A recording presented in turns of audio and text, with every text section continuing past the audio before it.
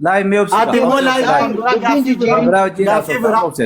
بعد كالان جو جاتو في عندي كيسان جان جفتني بارتو سر ربيكا لا أيه غوبزي كناتي ركومتي عندي كيسان تو نتول فرتني دندان عندان سميتي شيكين كيسان ميكا دبيسا إذا ديس الحمد لله دبي أما كو أوتو إيو باتو نمنوندي رغاسي يا باو أما ميوت قد چالا ماتو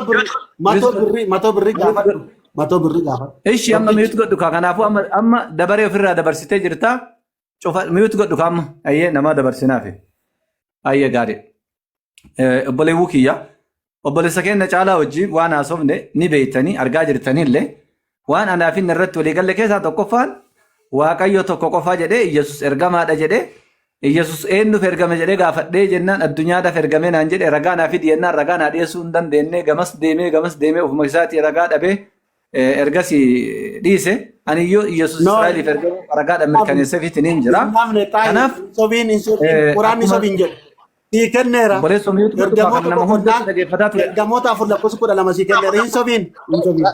Cara di sini ke mana baka? Miut godam. Halas انتهى الأمر. لما ترى ربنا أما إرجمري برباد دين نمنا توجي مرياتو إنه لايفين كن. عبد الفتاح وجينا صفتا سجنتان كنا في كجالا أسمت تقولا بمجرا عسرة اتفقتني عبد الفتاح وجينا سوني دندسو مري غاري عبد الفتاح اتفقنا. Air. Ani infatti ganada normali. Hina mijatu amma borkara demu wane duf bocchu barbadama. Sagantaa kanaafuu si jedhee nama bilbila ko normali bannaan jira ragaa si kenneera dabada balataa si kennuu danda'a malee. Caalaa kee dhumate baramma bakka kan kee gubate expaartee teera bakka. Gaafa mamas kutusa sidee gare kottu maafas kutusa sidee garu dide. Nambiraanu deebisa warri boqottani boqoddaa warri boqottan boqoddaa nambiraanu deebisa. Yeah, live is nothing gara. Rakkoon qabu dubbisa soo walaalteetti siima.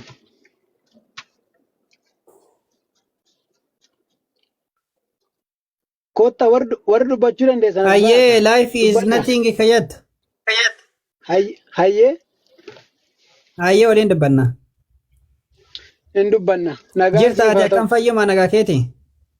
Jira waaqayyo haa ulfaatu ati nagaadhaa? Ameen siif isaa ta'u.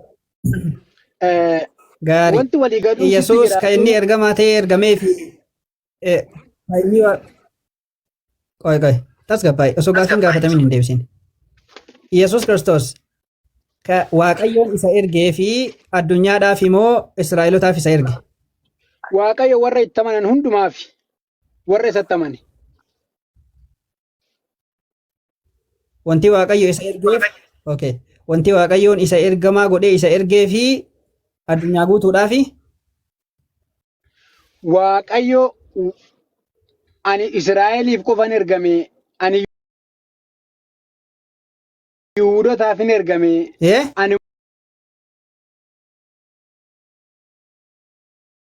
immoo dhaggeeffadhu Waaqayyo ani Yihuudaaf hin ergame ani Israa'el qofaaf hin ergame ani eenyuuf hin ergame hin jedhu Waaqayyo nama hundumaaf ergame. Inni wangeela Maatewos boqonnaa 15:24 irratti ani Israa'elota qofaaf ergamee jedhee dubbatee jira. Ati immoo addunyaa hundaaf ergamee jedhaarta. Kan kee fudhanna moo kan macaafaa fudhanna? Wangeelli Yohaannis boqonnaa meeqa lakkoofsa meeqarraa naa dubbisuu jirta? Sittan hima waan inni jedhuu fi hiika inni jedheef. Maatewos boqonnaa 15:24. Maatewos boqonnaa 15:24. Dhaggeeffadhu. Waan inni akkas jedheef ani warra akka hoolotaa karaa irraa goraniif mana Israa'elotaa badaniif malee warra kaaniif hin ergamne kan inni jedhuuf namni yoo dhukkubsate malee mana yaalaan naqu. Gooftaa Yesuus Kiristoos kan inni ergame warra akka hoolota mana Israa'elii badan warra akka isaanii jedhe malee isaan qofaaf hin jenne warra akka isaanii dubbitti ilaal warra akka isaanii karaarraa badan. Mana eessaatii badan Israa'el keessaa kan inni dhalate. Dubbisi sitti nima dubbisi. Mana eessaatii badan jedha. Dubbisi yoo dubbisi. Mana Israa'elotaa jedhamu hin jedha. Yoo dubbisu wallaalte san dubbisa qubee sirreessi dubbisi waan isaa hin Mana argita. Israa'elotaa badan jedhamoo hin jedhu. Warra karaarraa badan warra akka Mana mana Israa'el Israa'elii badan jedhamoo hin jedhu. dhaggeeffadhu warra akka mana Israa'el karaarraa badan Warra manni akka mana Israa'el Israa'el karaarraa jedhamu badani. Dubbisi. Akka kan jedhu jira obboleessa. Akka kan jedhu jira. Yoo wallaalti Oi. sittan himaa yoo qubeen beektu ta'e immoo Kuma sin gargaarsa barsiisa jettu. dargaggeessee. Maayii qaba. Dhaga'i. Jira dubbisi. Warra akka isaanii karaarraa Laal badanii warra akka mana Israa'elii badan hin jedhu. obboleessa Hin jiru, dubbisa wanti akka yoo jiru hin jiru. wallaalti. Obboleessa koo dubbisa yoo wallaalti nama dubbisuu beekutti himadhu siifaa dubbisanii. Kunoo wangeella jira ilaali. Yoo ofii keeti qubee sirreessuu dadhabde rakkoon qabu warra dubbisan እኔ sirreessanii ለእስራኤል ለጠፉ በጎች በቀር አልተላኩም ጀኤ ዱባቴ ጅራ afaan Tole. amaariffaa miti afaan inni oromiffaatiin ergamuu isaanii Namni amantaami afaan- waaqayyo isa ergu na dhageettaa sittin himaa waan tokko namni hiika sirrii Ergamaa ta'uu isaa- afaan oromootti gochuu hin bakka rakkoon qaba dandeenye. ergamaa waaqayyo ergamaa godhee isa erguu ni amantaa jechuudha galatoon hundaafuu laal na dhageeffadhu inni Israa'elotaaf haa ergamu addunyaaf haa ergamu waaqayyo isa erguu amanuun kan kee qoftii kun naxibii guddaadha maaliif jennaan Eewu ergamaadha nama ergamaadha dhaggeeffadhu addunyaaf sitti ergame himaa. jettee haasaarta Sitti ergamaa hima ta'uu isaa amanuun kan dhaggeeffadhu. kee Warra karaarraa badan hundaaf tasgabbaa'e ergame. tasgabbaa'e Warra akka kee karaarraa badaniif ergame. tasgabbaa'ii addunyaafis haa ergamu Israa'elotaafis haa ergamu waaqayyo ergamaa godhee isa erguu ni amantamu namantu. Quraanni maal jedha? Maal jedha quraanni keessan? Jalqaba dubbistee turte. Ergamaa ta'uu isaatti amanta miti ati? Eenyu Ana kan waa'ee ergame quraana beektaa? ana ma waa'ee quraana yoom si gaafadhe Yesuus Kiristoos ergamaadha ana jettee ma waa'ee amanta quraana miti? yoom Namni si akka gaafadhe eenyu fakki ergamee lama si gaafadhaan jiru ergamaa isaa ta'u dhaggeeffadhu. Abdul yaa Fattah. laa'if ergamaa ta'uu isaa ni amantamoo hin amantu Warra akka hoolota ergamaa mana ta'uu Israa'el isaa waaqayyo akka isa erge ergamaa ta'uu isaa ni amantamoo namantu. nan amana ergamuu isaa wajjin asitti sababii ergamuu isaa wajjin nan itti amaneef. Alhamdulillah Waaqayyo dhumate kanaafuu ati muslima jechuu inni ergamaadha jettee ni amanta taanaan muslima ምክንያቱም waaqayyo kophaa isaa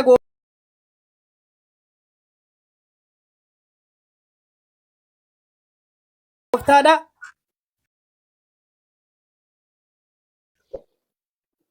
Yesuus Kiristoos immoo ergamaadha jettee amanta taanaan ati muslima wanti kiristaana jedhamtuuf hin jiru jechuudha. ergamaa Maaliif jennaan nuti Yesuus Kiristoos ergamaa rabbiitii jennee amanna. Ergamaa waaqayyo malee waaqayyo miti jennee amanna. Ooyi obsi tasgabbaa'e. Aboona dhaga'i seera beekati. Seeran beektuu ta'e dubbasa. Yesuus ergamaa ta'uu ni amantaami ergamaa waaqayyo jettee. Warra akka kee karaarraa badaniif ergame. Warra akka kee karaarraa badaniif ergame. Inumaayyuu ajaja baasaara. Mirgi isin mana kanatti nuti isinii kennine. Mirgi nuti mana kana isinii kennine inumaayyuu haga maayikii mana keessanii qabadhaa jechuu geessee jechuu. Laal haga namluu isin qubsine jechuu laal. Mirga guddaa isinii kennine. Ati hin beektu yoo ta'e. Mirga ansii kenne fayyadamiiti adaban dhabini. Nama Yesuus Kiristoos ergamaa ta'uu isaa walii galmamuun galu. dabarsi. Eenyuuf ergame? Ergamaa ta'uu isaa walii gala eenyuuf ergame? Yesuus ergamaa ta'uu isaa Ati Yesuus ergamaa ta'uu isaatti namantaa? abbaa fideef haa ergamu. Yesuus Kiristoos akka waaqa hin taane ergamaa rabbii akka ta'e ragaa ba'uun kan kee qoftiinaaf gahaadha. Ati namantaa Ergamaa ta'uu isaa ati itti amanuun kan kee qoftiinaaf gahaadha. Tole hayyee kanaafuu Yesuus Kiristoos waaqaa miti jechuu ergamaa rabbiiti malee Yesuus Kiristoos ergamaa rabbiiti malee waaqayyoo miti jechuu. Sababni isaa waaqayyoon ergamu. dhaggeeffadhu. Karaan dhugaan jireenyi Yesuus Kiristoos qofaa jedha. Wangeela Yohaannis boqonnaa 14 lakkoofsa 6 gubbaa irratti kanaafiyyuu anaaf karaa natti agarsiisuuf dhufe. Karaa natti agarsiisuuf ergamee dhufe. Anatti karaa agarsiisuuf ergamee dhufe. Warra akka keemmoo daandii irraa badan gara karaatti akka deebisan. Warra akka karaa irraa badan karaatti akka deebisuuf ergame. Quraanni keessanis akka akkas ta'e ragaa ba'a. Kanaafuu waaqaa miti ergamaadha jettee amantaa jechuudha. Yoo barbaadde suuraa boqonnaa 43 lakkoofsa 61 dhaqee dubbisi. Maal akka jedhu Yesuus ergamaa ta'uusaa ergamuusa maal akka godhu maaliif akka ergame immoo sitti himu. warra akka kee warra akka hoolota mana Israa'el keessa badan Israa'eloota lammaffaan ila laali Qur'aana warri yoo Israa'el lammaffaan seente warri karaarraa badan isa barbaachaaf ergame si fayyisuuf ergame kan inni an ergame Israa'elii miti si mootummaa an waaqayyoo galchuuf Israa'elii ergame in iyyini dhugaa jirtu yeroo tokko in iyyini tasgabbaa'ime yeroo tokko iyya dhaafisi liqimsi kanuma iyya fayyinni kee kanuma dhaafisi liqimsi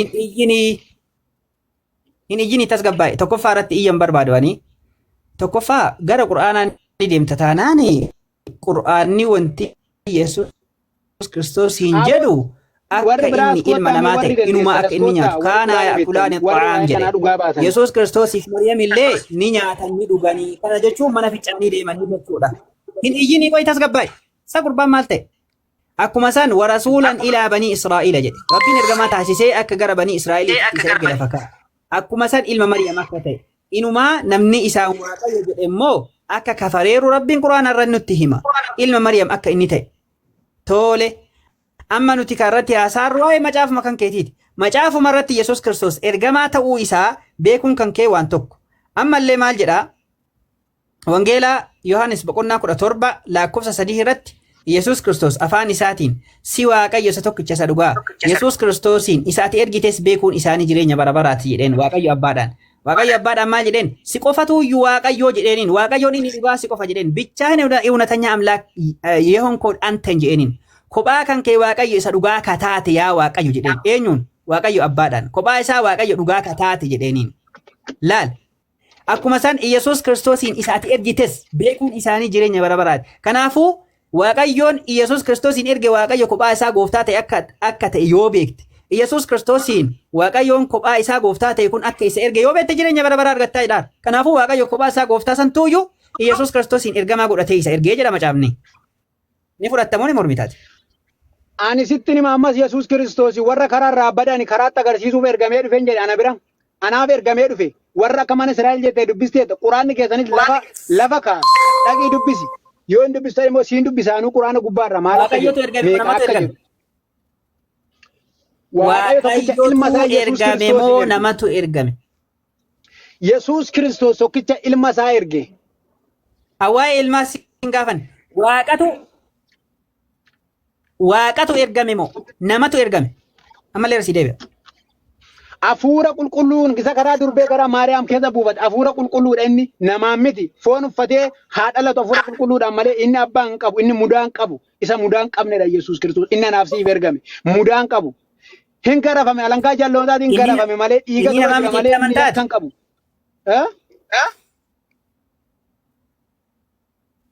Okay. Kanaafuu Yesuus Kiristoos namaa miti jettee amantaa? Yesuus Kiristoos hafuura qulqulluudhaan anaabsi bifa anaabsiifa qabaatee dhufe malee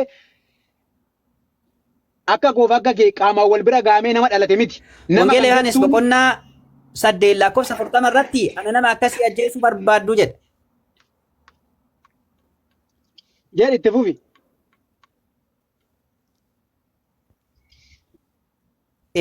Wangeela Yohaannis boqonnaa 8 lakkoofsa 40 irratti ana nama akkasii ajjeesuu barbaaddu jedhe ani namaa ufiin jedhe. Inni nama ufiin jedhe ati immoo inni namaa miti jetteeni hankan kee fudhadha maka Yesuus Kiristoos ani nama jedhe fudhadha. Achirrattis ishii dhugaadha duuba ishii ani nama akkasii kan jedhu otoo hin taane maal kan jedhu dubbisuun sitti jiraata beektaa? Ani dhugicha isa waaqayyo irraa dhagaye isinitti himeera. Ani dhugicha isa waaqayyo irraa dhagaye isinitti himeera. Isin garuu ana nama akkasii ajjeesuu barbaaddu jedhe ani namaa ufiin jedhe. Kanaaf nama dhugaa isinitti dubbate nama dhugaa kana isinitti labse nama daandii jireenyaa dhugicha kana isinitti ibse hime kana ajjeesuu barbaaddu jedhe. Ani ammas Yesuus Kiristoos inni akka nama dhugaa ta'e nutis ni amanna. Nama ta'uu isaallee ni amanna. Nama dhugaa waaqayyo irraa dhaga'ee dubbatu ta'uu isaa ni amanna. Laal Yesuus Kiristoos maal jedhee laal maal jedhe Yesuus Kiristoos akka dhugaa waaqayyo irraa dhaga'ee dubbatee dhufeedha kan inni nutti hime. Dhugaa kana eenyurraa dhaga'ee dhufee nutti hime waaqayyo irraa dhaga'ee dhufee nutti hime. Kan nutti maaru eenyunni nama ani nama ofiin jedhe leencoo jirtaa? Waaqayyo nama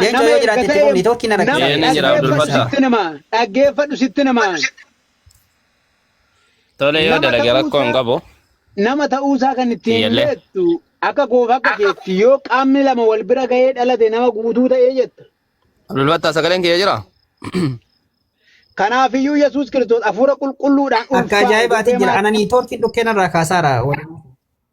Hin miliquun hin danda'amu. Tole. Dhugaa jirtu dhaabbadhu falmi dhugaa yoo jiraatte. Emmelekin hin jedhini kun asaan si jira gobazii. Gobazii maal jechuu jirtaati? Dubbadhu rakkoon qabu. Obboleessa kiyya waan tokko maal miliquuf taatu gaafa karaan sin harkaa bade hin miliqina dhaabadhaaf falma nama amma dhumaatti dhaabbatee fayyaa jira. Haasa'i kunoon hin jira haasa'iin siin jedhe bar wal keessa jirra nuti. Niitoorkiin isaa yoo rakkisellee hin jira dubbadhuun siin jedhe. Ayyee akkas jedha sitti numa dhaggeeffadhu. Miliqaa. Eshi natti hime. Waaqayyo Yesuus Kiristoos. Maal godhe Waaqayyo? Maal dhiise maal gochuu dadhabe? Dubbadhu kaa dhaga'uuf hin jiraa mireen? Kanaafuu si himaani dhaggeeffadhu. Aayaa dhaggeeffachuu jira kun gurra banee. Karaan dhugaan jireenyi Yesuus Kiristoos akka ta'e itti amantaa? Karaan jettaa? Karaa akkamii? Karaa ispaaltii moo kan ashawaan naqamee kana moo kanuma namni harkaan soqateedha? Kan sitti Qosaatti jirtu sinuu maali? dubbii jireenyaa sitti Waan haasa'uu qabu haasa'ame. Mo'eet qabadhu. Ati mo'eet qabadhu maarree isa qoosuu jira jechuudha sirriidha. Qoosuutti jirtaa siin jechuu jira goddinyaan kan kee waan sirriidhaa dubbadhu tole. Dhaqiitoo dubbis wangeela sitti anuma wangeela Yohaannis mul'ata Yohaannis boqonnaa 9 boqonnaa 9 lakkoofsa 9 boqonnaa 14 maal jedha? mul'ata Yohaannis dhaqii dubbisi boqonnaa 1 lakkoofsa 9 das macaafni wasi bira Maaliif naa fiduu jirta silaati? Yesuus ergamaa miti Israa'eliif hin ergamne jechuudhaaf fiduu jirta moo maalitti naa fiduu jirta? Yesuus Kiristoos sababii maaliitiif ergamee beektaa sababa ergame sababa hin ergameef Namootatu karaarraa badanii hoolota Israa'el warra karaarraa badan karaatti deebisuudhaaf ergameedha macaafni. Isatu isuma dubbate macaafa irratti. warra akka hoolota Israa'el jedha hoolota Israa'el miti warra akka hoolota Israa'el yoo qubee dubbisuu beektan wallaaltanii itti waliin baasii dhaqi dubbisi. Dhaaqi Maatiyoos boqonnaa 10 dhaaqi dubbisi Maatiyoos baafadhu. Hin jedhuun siin jedhu. Warra akka hoolotaa mana Israa'elii badanii jedha. Nin beeka dhiisan akkanattuu sammuu keessaayyuu nin beeka dubbadhu. Warra akka hoolotaa mana Israa'elii badan. Warra akka hoolotaa mana Israa'el keessaa badan. Haya. Jara kanaaf hin ergame jedhami. Goranidha. Dhaggeeffadhu. Karaa irraa goranii mana Israa'el keessaa badani. Karichisa kami? Karichisa Jara kami? kanaaf hin ergame jedhami hin jedhu. Karichisa kami? Karichi inni irraa bade sun karichi kami? Karicha isa kamirraa akka badame? Jara kanaaf ergamee mi Yesuusiin siin jedhe bara. Karma fedhan irraa badanii. Warra akkasiitiif jara suniif hin jedhu. Warra akkasii sanaaf ergamee mi? Warra akkasii sanaaf ergamee dhufe. Thank you. Kanaafuu warroota akka hoolotaa jechuudha. Warroota mana Israa'elii badan duwwaadhaaf ergamee mi? Jara qofaaf jedha. Jara duwwaadhaaf. Warroota akka karaarraa badan warra akka mana Israa'el keessaa warra akka karaarraa badan dhaggeeffadhu karaarraa. Karichi isa kam akka beeksisan. Akka jedhini gaa. Macaafatti hidha'uun yookaan motu irraa hir'isuun dhorkaadha. Akka hin jedhiniiti laal warroota akka hoolotaa mana Israa'el keessaa badanii jedhe. Akkasuma dubbisitis. Kanaafiyyuu dhaggeeffadhu sittan himaa. Si dhaggeeffachuutti hin jira. Yesuus jara kanaaf ergamee miin jedhe. Ani warra akka hoolota karaa irraa goranii tokko jedhi. Tokko maaliin jedha xumurika? Mana Israa'elis badan duwwaaf malee Ayyaa. hin ergamne. Galatoom. Kanaafuu Yesuus Kiristoos Israa'eloota warra karaarraa badan warroota akka hoolotaa mana Israa'elii badan duwwaadhaaf ergamee mi? Silayyuu namni karaarra jiru homaa karaa itti agarsiisuun hin barbaachisu warra karaarraa badanitti kan karaan argamu. Kanaafuu ati Israa'eloota warra karaarraa badan duwwaaf ergamuu isaadhaa itti ni amantaa mi? Warra karaarraa badaniif karaatti deebisuuf ergamuu isaatti nan amana ammayyuu Yesuus Kiristoos warra akka kee karaarraa badan karaatti laallatu dhaggeeffadhu. Itiyoophiyaan laallatu biyyoota biraa biyyoota Arabaa faranjoota bakka biraan laallatu mi? Israa'el gandattii sana malee. Arabni maal akka ta'e beektaa? Arabni eenyu? Itoophiyaan eenyu? Beektaa? Itoophiyaan an beekee keessumatti naladhee guddadhe. Waan asiin jedhee Israa'eloota warra karaarraa badan isaayyuu immoo gandattii tokkittii san malee hin fayyaduumi jara saniif ergamee mi siin jedhe. Itoo Israa'el ganda takkittiidha kan jedhu naa baasi. Ganda tokko Israa'el ganda takkittiidha. Warra kaanitti hin seeninaa jedhaami ganda tokko isa taatu jechuun ganda tokko jechuun barbaachisu takka. Warra akka Israa'el jechuun Israa'el guutummaa qofa osoo ta'e addunyaa guutuudha malee. Ganda tokkittiin jedhu. Ati muhiit qabadhu adaraa kan kee. Guutummaa biyyattii ta'uu danda'a hin beektu. Adaraa kan kee muhiit qabadhu. Nama qortu waan qorumsa akka nama qoraa ooltu hin. Ati muhiit qabadhu boonu jala naasayini. Israa'el jechuun maal jechuudha? Israa'el inni amma jedhu kun guutummaa biyya lafaa kana ta'uu danda'a. Kophaatti Israa'el immoo ganda takkittii ta'uu danda'a sirnaan fudhadhuan. Ragaa yoo qabatte ragaa naa fidi. Ani dhaggeeffadhu. Ganda takkittii ta'uu ishee maaliin beekta? Akkasiin mandara tokko taate sii galee akkasiin ganda tokko taate ragaa macaafarraa sii kennaan. Garuu ammoo biyya guutuudha yoo jette mandara warra kaanii hin seeninaa jedhee Yesuus hin barsiifne macaafa keessatti. Mandara warra Samaariyaa tokkollee hin seeninaa. Dhaggeeffadhu gaa. Mandara warra Samaariyaa tokkollee hin seeninaati warroota kaan sana qofatti dhaqaa lallabaa jedheen barsiifne. Imaammata biraan jijjiiriin achi miti mata dureen keenya isa miti deebiin. Kanuma siin jechuu jira bar. Ganda san qofatti namoota hin ergine siin jedhe macaafa keessa sii fidaan Yohaannis boqonnaa 10 keessa jira. Gooftaa Yesuus Kiristoos namoota erge kan jedhu otoo hin taane warra akkamii karaarraa warra badan waa'ee karaarraa baduu namootaati kan nuti amma lallabaa jirru. Warra karaarraa badani nama hin ergine siin jechaan jiru waa'ee nama mana namaa naqinaa siin jechaan jiru warra akka hoolotaa karaarraa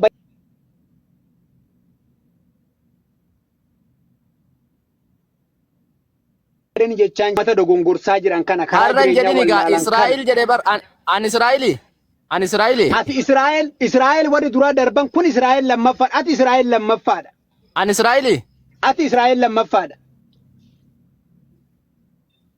Ragaa naa